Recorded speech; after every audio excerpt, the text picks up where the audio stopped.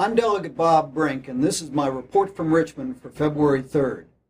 In his State of the Commonwealth address on the first night of the session, Governor McDonnell urged his fellow Republicans in the House and Senate not to overreach by abusing their newfound political muscle.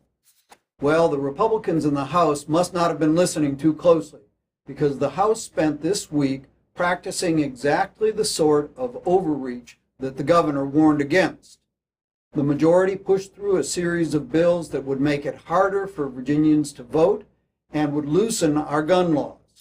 The worst of the voting suppression bills, House Bill 9, would force individuals to produce a photo ID in order to vote.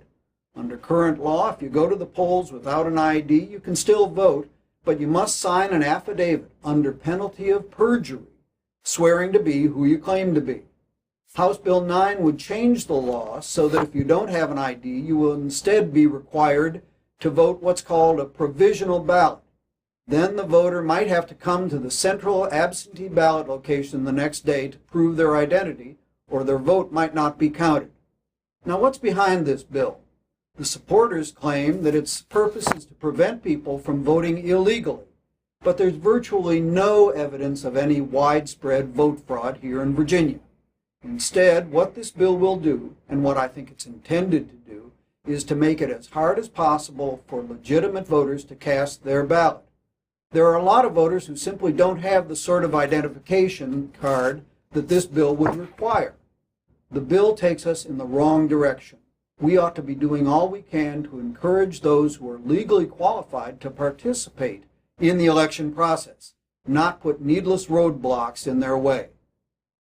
The worst of the gun bills would repeal Virginia's one gun a month law. 20 years ago, Virginia had a reputation as the gun-running capital of the East Coast.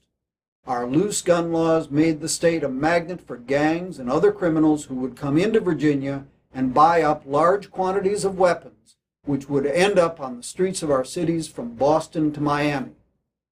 Governor Doug Wilder led the fight to limit the number of guns that an individual could buy in Virginia to one per month. But this week, the House majority voted to do away with that common sense cap.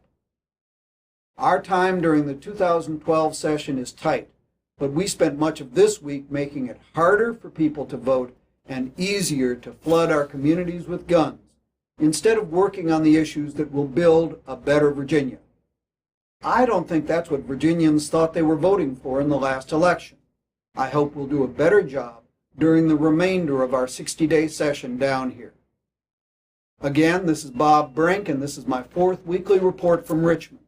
As always, please feel free to email me at delegatebrink@gmail.com, like me on Facebook, follow me on Twitter @DelBrink, or visit my website, bobbrink.org. I look forward to speaking with you in the future.